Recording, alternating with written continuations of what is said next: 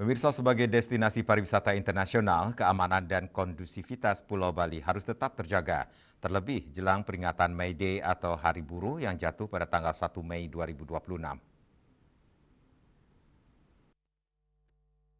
Upaya menjaga keamanan dan kondusivitas di Bali saat peringatan Hari Buruh dilakukan melalui sinergi antara Polda Bali dan Serikat Pekerja Seluruh Bali. PLT Kasubdit 3 Dit Intelkam Polda Bali AKP Inengah Murdaya mengungkapkan Polda Bali senantiasa terbuka dalam menerima masukan dan akan terus bersinergi bersama Serikat Pekerja. Ia juga mengajak seluruh serikat pekerja untuk mengedepankan komunikasi dengan kepolisian dalam mengatasi permasalahan dunia ketenagakerjaan. Ketua KSPSI Bali versi Yoris Rawiyai I Ketut Dana menyatakan sebagai daerah tujuan pariwisata, keamanan Pulau Bali merupakan hal yang sangat mutlak untuk dijaga semua pihak. Agar 2026 ini perayaannya begitu aman dan kondusif. Ya, kenapa demikian? Karena kita berada dalam daerah pariwisata, daerah Bali. Yang mau tidak mau, suka tidak suka, mesti kita amankan. Supaya tamu-tamu, baik itu dari mancanegara maupun domestik, itu bisa senang tinggal di Bali.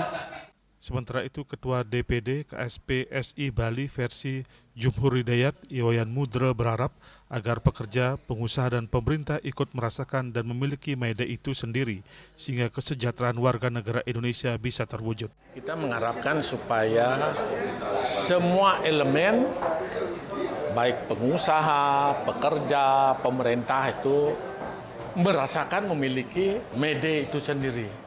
Maka oleh karena itu, marilah kita bersama-sama di momen May Day ini kita merenungkan diri lagi. Apa yang harus kita lakukan bersama-sama sehingga kesejahteraan kita sebagai warga negara Indonesia ini ya, bisa terwujud begitu ya.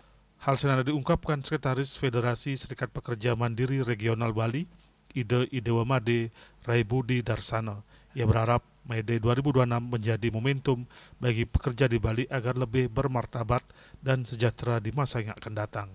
Kita berharap bahwa khususnya pekerja Bali itu memiliki martabat dan bisa sejahtera di masa yang akan datang.